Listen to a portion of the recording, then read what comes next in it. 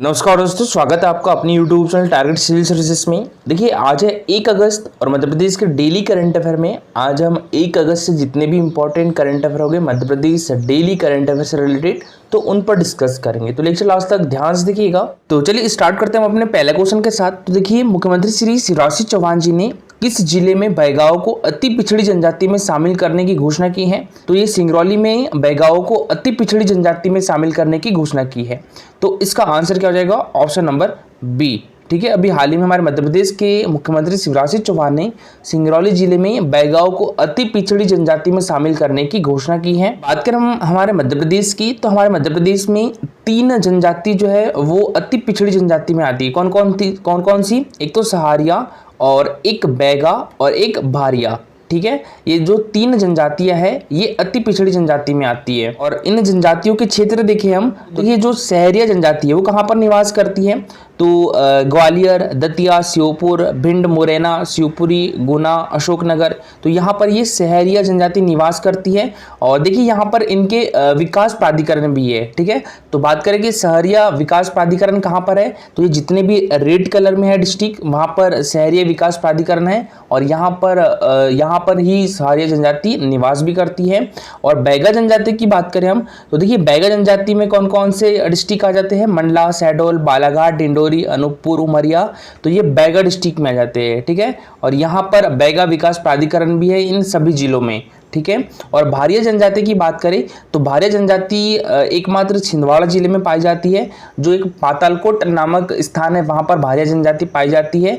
और पातालकोट कहां पर है? तो ये छिंदवाड़ा डिस्ट्रिक्ट में है। ठीक है, और भारिया विकास प्राधिकरण भी कहां पर है? तो ये छिंदवाड़ा डिस्ट्रिक्ट में है। देखिए, हमारे मध्य प्रदेश में जो अनुसूचित जाति है, ठीक है, अनुसूचित जाति यानी SC शेड्यूल कास्ट, तो इसका संविधान में कौन से अनुच्छेद में वर्णन है? तो ये अनुच्छेद 341 में वर्णन है। ठीक है, और अनुसूचित जनजाति की बात करें यानी ST की बात करें तो ये किस संविधान के किस अनुच्छेद में वर्णित है? तो ये संविधान के 342 में वर्णित है। ठीक है, देखिए आयोग की बात करें, अनुसूचित जाति आयोग की बात करें तो अनुसूचित जाति आयोग किस अनुच्छेद में है? तो ये 338 में है। ठीक है, अनुसूचित जाति आयोग किस अनुच्छेद में है? 338 में है। और अनुसूचित जनजाति आयोग किस अनुच्छेद में है? तो ये 338A में है। ठीक है, ये क्वेश्चन पूछा जा चुका है तो याद रखिएगा। भारतीय संविधान के अनुच्छेद 341 में अनुसूचित जाति का वर्णन है और अनुसूचित जाति आयोग का वर्णन 338 में है। और बात करें हम यहाँ पर अनुसूचित जाति की, तो हमारे भारतीय संविधान के अनुच्छेद 342 में अनुसूचित जनजाति वर्णित है। अनुसूचित जनजाति आयोग का जो वर्णन है वो भारतीय संविधान के किस अनुच्छेद में है? तो ये 338A में है। देखिए, हमारे मध्य प्रदेश में जो अनुसूचित जाति की जनसंख्या है वो कितने प्रतिशत है? तो ये 15.6% है। ठीक है, ये भी इंपॉर्टेंट पॉइंट है, याद रखिएगा। हमारे मध्य प्रदेश में अनुसूचित जाति की जनसंख्या कितनी है? तो ये 15.6% है। और अनुसूचित जनजाति की संख्या कितनी है? तो ये 21.1% है। ठीक है, और सबसे ज्यादा जो अनुसूचित जाति की जनसंख्या है वो किस डिस्ट्रिक्ट में है? तो इंदौर डिस्ट्रिक्ट में है। ठीक है, और यह है इंदौर डिस्ट्रिक्ट की लोकेशन। यहाँ पर अनुसूचित जाति सर्वाधिक जनसंख्या में पाई जाती है। और जो धार डिस्ट्रिक्ट है, ठीक है, ये जो धार डिस्ट्रिक्ट है यहाँ पर अनुसूचित जनजाति सर्वाधिक जनसंख्या में पाई जाती है। और जो अनुसूचित जाति है इसकी न्यूनतम जनसंख्या किस डिस्ट्रिक्ट में पाई जाती है? तो ये झाबुआ डिस्ट्रिक्ट में यहाँ पर अनुसूचित जाति की न्यूनतम जनसंख्या है। और अनुसूचित जनजाति की न्यूनतम जनसंख्या किस डिस्ट्रिक्ट में है? तो ये भिंड डिस्ट्रिक्ट में है। ठीक है, तो अनुसूचित जनजाति की न्यूनतम जनसंख्या किस डिस्ट्रिक्ट में है?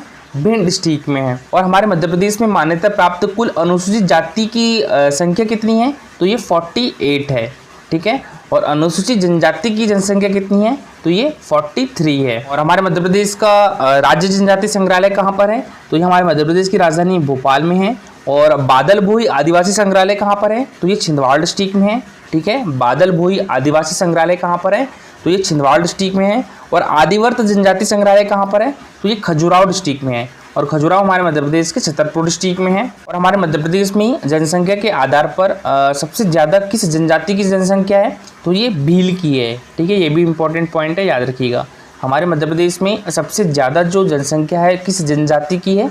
तो भील जनजाति की है। इसके बाद गोंड है। ठीक है, और उसके बाद कोल है। और देखिए, जो शहरी जनजाति है ये अत्यधिक कुपोषित जनजाति है, इसलिए हमारे मध्य प्रदेश के जो श्योपुर डिस्ट्रिक्ट है, ठीक है, ये है श्योपुर डिस्ट्रिक्ट, तो इसको भारत का इथोपिया भी कहा जाता है क्योंकि यहाँ पर सहरिया जनजाति का बाहुल्य जिला है ये। और देखिए नेक्स्ट क्वेश्चन है हमारा, मध्य प्रदेश को लगातार दूसरी बार टाइगर स्टेट का दर्जा मिला है, तो यहाँ पर बाघों की संख्या अब बढ़कर कितनी हो गई है, तो ये 785 हो गई है।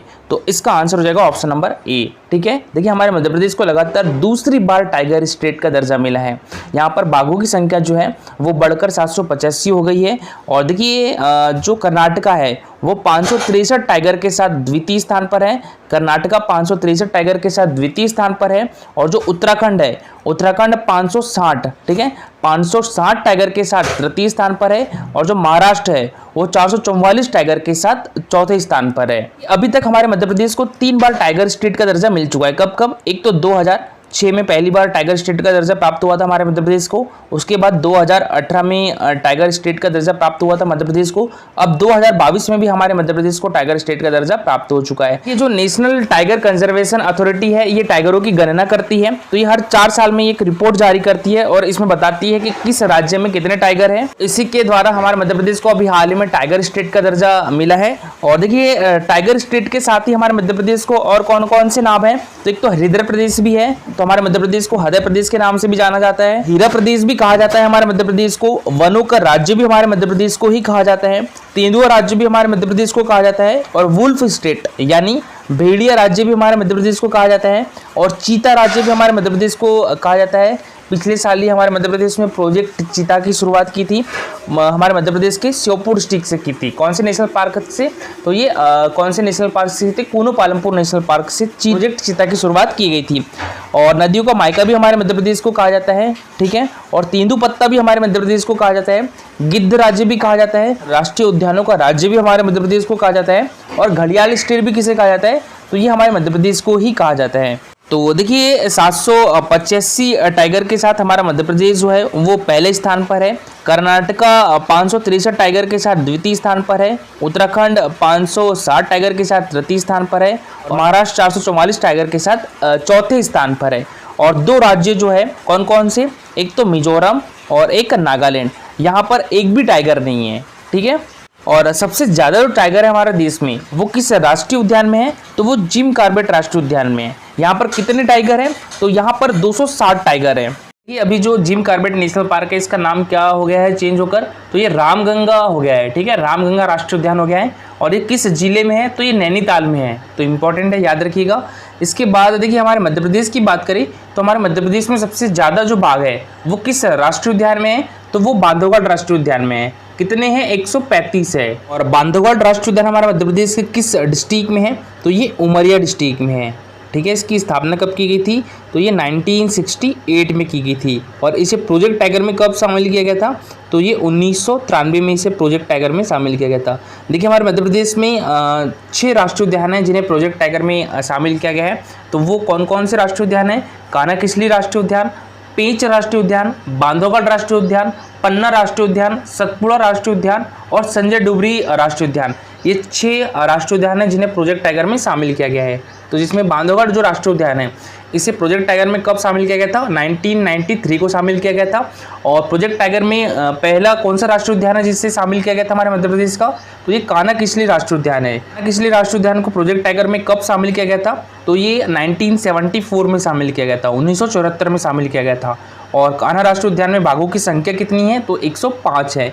ठीक है, और पेंच राष्ट्रीय उद्यान में बाघों की संख्या कितनी देखी गई है, तो 77 देखी गई है। तो देखिए मध्य प्रदेश को लगातार दूसरी बार टाइगर स्टेट का दर्जा मिला है। 2022 की गणना में यहाँ पर 785 बाघ पाए गए हैं। और पिछली गणना 4 साल पहले 2018 में हुई थी, तब यह संख्या कितनी थी, 526 थी। इसमें अब 259 टाइगर बढ़ गए हैं। और मध्य प्रदेश के सतपुड़ा टाइगर रिजर्व और कान्हा नेशनल पार्क ने मैनेजमेंट इफेक्टिवनेस इवैल्यूएशन में देश के टॉप 5 टाइगर रिजर्व में जगह बनाई है। और इंटरनेशनल टाइगर डे कब मनाया गया है, अभी हाल ही में 29 जुलाई को मनाया गया है। और इसी दिन ये रिपोर्ट जारी की गई है। मध्य प्रदेश तीसरी बार टाइगर स्टेट बना है। सबसे पहले 2006 में टाइगर स्टेट बना था, इसके बाद 2018 में, और अभी हाल ही में 2022 में भी टाइगर स्टेट का दर्जा प्राप्त हुआ है हमारे मध्य प्रदेश को। और देखिए 2022 की गणना के मुताबिक भारत में अब 3682 टाइगर है। 2018 में कितने टाइगर थे, तो ये 2967 टाइगर थे। ठीक है, तो अभी बढ़ोतरी कितनी प्रतिशत की हुई है, तो 6% की हुई है। और रामनगर में 29 जुलाई को यह डेटा रिलीज करते हुए हमारे देश के केंद्रीय वन एवं पर्यावरण राज्य मंत्री अश्विनी कुमार चौबे ने यह बात कही है। और भारत में हर 4 साल में बाघ की गणना की जाती है। मिजोरम में अब एक भी बाघ नहीं है। 2006 में यहाँ 6 बाघ थे। नागालैंड में भी अब टाइगर नहीं बचे हैं। नेक्स्ट क्वेश्चन है हमारा, देखिए भी हाल ही में चीन के तेंगलू में आयोजित वर्ल्ड यूनिवर्सिटी गेम्स में ऐश्वर्य प्रताप सिंह तोमर ने कौन सा पदक जीता है? तो इनके द्वारा गोल्ड मेडल जीता गया है, यानी स्वर्ण पदक जीता गया है। तो इसका आंसर हो जाएगा ऑप्शन नंबर ए। ठीक है, ऑप्शन नंबर ए। अभी हाल ही में चीन के तेंगलू में आयोजित वर्ल्ड यूनिवर्सिटी गेम्स में हमारे मध्य प्रदेश के खरगोन डिस्ट्रिक्ट के ऐश्वर्य प्रताप सिंह तोमर ने गोल्ड मेडल जीता है। और देखिए ऐश्वर्य प्रताप, याद रखिएगा, ये शूटिंग से है। ठीक है, और इनका संबंध किस जिले से है? तो खरगोन डिस्ट्रिक्ट से है। बात करें शूटिंग की, तो हमारे मध्य प्रदेश में शूटिंग एकेडमी की स्थापना कब की गई थी? तो ये 2000 की थी। ठीक है, और देखिए में जो खेल के क्षेत्र में सर्वोच्च पुरस्कार दिया जाता है तो वो कौन सा है? विक्रम पुरस्कार। ठीक है, तो विक्रम पुरस्कार 2022 से शूटिंग के क्षेत्र में किसे सम्मानित किया गया था? तो वो मनीषा कीर को सम्मानित। ठीक है, और रुबीना फ्रांसिस का नाम भी याद रखिएगा। रुबीना फ्रांसिस का संबंध भी किस खेल से है? तो पैरा शूटिंग प्लेयर है रुबीना फ्रांसिस। तो देखिए चीन के तेंगलू में चल रहे वर्ल्ड यूनिवर्सिटी गेम्स में हमारे मध्य प्रदेश शूटिंग एकेडमी के ऐश्वर्य प्रताप सिंह तोमर ने गोल्ड मेडल जीता है। और उन्होंने यह गोल्ड 50 मीटर 3 पोजीशन में जीता है। यह उनका वर्ल्ड लेवल पर जीता गया 6वां गोल्ड है। इससे पहले उन्होंने 4 गोल्ड ISSF वर्ल्ड कप में और 1 गोल्ड वर्ल्ड चैंपियनशिप में जीता है। ऐश्वर्य प्रताप सिंह तोमर ने इंडिविजुअल गोल्ड जीतने के साथ ही टीम इवेंट में एक ब्रॉन्ज मेडल भी जीता है। दोस्तों हमारा मध्य प्रदेश का पहला फ्लावर बैंक किस जिले में खोला जाएगा? तो ये हमारे मध्य प्रदेश की राजधानी भोपाल में खोला जाएगा। तो इसका आंसर क्या जाएगा दोस्तों? Option number B. ठीक है, भोपाल। तो देखिए दोस्तों मध्य प्रदेश में भोपाल ऐसा पहला शहर होगा जहां पर फूलों का बैंक होगा। और अगर किसान अपने फूल नहीं बेच सकेंगे तो बैंक की तरह एयर वेंटिलेटेड फ्लावर डोम में रख सकेंगे। देखिए दोस्तों कल का हमारा क्वेश्चन था ऐश्वर्य प्रताप सिंह तोमर का संबंध किस खेल से है? तो शूटिंग से है। तो इसका आंसर हो जाएगा दोस्तों ऑप्शन नंबर डी। ठीक है, शूटिंग। और शूटिंग से दोस्तों चिंकी यादव का भी संबंध है हमारे मध्य प्रदेश से। ये दोस्तों भारतीय क्रिकेट कंट्रोल बोर्ड, इसका मुख्यालय कहां पर है? ये मुंबई में है। और इसकी स्थापना कब की गई थी? 1928 में की गई थी। और इसके अभी अध्यक्ष कौन है? सौरव गांगुली है। मध्य प्रदेश क्रिकेट एसोसिएशन का मुख्यालय कहां पर है दोस्तों? तो ये इंदौर में है। प्रेसिडेंट कौन है दोस्तों? अभिलाष खांडेकर है। और मध्य प्रदेश क्रिकेट एसोसिएशन की स्थापना कब हुई थी दोस्तों? ये 1956 में की गई थी। बात करें दोस्तों उषा राजे होलकर स्टेडियम, ये कहां पर है? तो ये भी इंदौर में है। और ये क्रिकेट स्टेडियम है दोस्तों। देखिए इंदौर में कौन कौन से स्टेडियम है दोस्तों? तो नेहरू स्टेडियम भी है, क्रिकेट स्टेडियम है नेहरू स्टेडियम, उषा राजे होलकर स्टेडियम भी है, अभय खेल प्रसाद स्टेडियम भी कहां पर है? तो ये इंदौर में है। ठीक है, ये एक इंडोर स्टेडियम है दोस्तों, अभय खेल प्रसाद, और ये सबसे बड़ा स्टेडियम है। बात करें दोस्तों स्वर्गीय लक्ष्मण सिंह चौहान तरण पुष्कर स्टेडियम भी कहां पर है? तो ये इंदौर डिस्ट्रिक्ट में है। और नेहरू तरण पुष्कर स्टेडियम भी कहां पर है दोस्तों? तो ये इंदौर में है। ठीक है, और मध्य प्रदेश होलकर क्रिकेट एसोसिएशन कहां पर है दोस्तों? तो ये इंदौर में है। चिंकी यादव का संबंध किस खेल से है दोस्तों? तो चिंकी यादव का संबंध है शूटिंग से। ठीक है, और दोस्तों चिंकी यादव का संबंध किस जिले से है? तो भोपाल डिस्ट्रिक्ट से है। और ये क्वेश्चन दोस्तों अभी हाल ही में MPPSC 2021 में पूछा भी गया था। विवेक सागर का संबंध किस खेल से दोस्तों? तो ये हॉकी से है। और ये भी क्वेश्चन दोस्तों अभी MPPSC 2021 का जो प्री का एग्जाम हुआ था उसमें पूछा गया था। ठीक है, कि विवेक सागर का संबंध किस खेल से है? तो हॉकी से है दोस्तों। विवेक सागर को दोस्तों हमारे मध्य प्रदेश गवर्नमेंट के द्वारा विक्रम अवार्ड से भी सम्मानित किया गया है। ठीक है, विक्रम अवार्ड दोस्तों हमारी मध्य प्रदेश सरकार के द्वारा खेल के क्षेत्र में दिया जाने वाला सर्वोच्च पुरस्कार है। विवेक सागर ने टोक्यो ओलंपिक 2020 में भारत का प्रतिनिधित्व किया था। और भारत ने हॉकी में दोस्तों टोक्यो ओलंपिक में कौन सा पदक जीता है? तो ये कांस्य पदक जीता है। ठीक है, ब्रॉन्ज मेडल जीता है। और विवेक सागर का संबंध किस जिले से है दोस्तों? नर्मदापुरम डिस्ट्रिक्ट से है। संध्या अग्रवाल की बात करें दोस्तों तो ये MPPSC 2016 में क्वेश्चन पूछा गया था। संध्या अग्रवाल का संबंध किस खेल से है? तो इनका संबंध है दोस्तों क्रिकेट से। इनका संबंध दोस्तों हमारे मध्य प्रदेश के किस डिस्ट्रिक्ट से है? तो इनका संबंध भी हमारे मध्य प्रदेश के इंदौर डिस्ट्रिक्ट से है। और दोस्तों ये भारतीय महिला क्रिकेट टीम में कैप्टन भी रह चुकी है। बात करें दोस्तों यहाँ पर प्राची यादव की, तो देखिए दोस्तों प्राची यादव का संबंध किस खेल से है? पैरा कैनो खिलाड़ी है दोस्तों ये। ठीक है, तो इनका संबंध कैनो से है। और इनका संबंध किस जिले से दोस्तों? तो ग्वालियर से है। ठीक है, और देखिए दोस्तों इनको अभी हाल ही में हमारे मध्य प्रदेश गवर्नमेंट के द्वारा विक्रम अवार्ड से भी सम्मानित किया जा चुका है। ठीक है, बात करें दोस्तों मुस्कान किरार की, तो मुस्कान किरार का संबंध किस खेल से है? तीरंदाजी से है। ठीक है, और मुस्कान किरार का संबंध किस डिस्ट्रिक्ट से है दोस्तों? जबलपुर से है। ये क्वेश्चन दोस्तों एमपीपीएससी 2019 में पूछा गया था और एमपीपीएससी 2020 में पूछा गया था कि जो तीरंदाजी एकेडमी है वो हमारे मध्य प्रदेश के किस डिस्ट्रिक्ट में है दोस्तों? तो वो भी जबलपुर में है। बात करें ऐश्वर्य प्रताप सिंह तोमर की, तो ऐश्वर्य प्रताप सिंह तोमर दोस्तों ये एक शूटिंग प्लेयर है। बात करें मध्य प्रदेश तीरंदाजी एकेडमी की, तो ये हमारे मध्य प्रदेश के जबलपुर डिस्ट्रिक्ट में है। Aditya Srivastava, most important question है दोस्तों, याद रखिएगा, ठीक है। आदित्य श्रीवास्तव का संबंध किस खेल से है?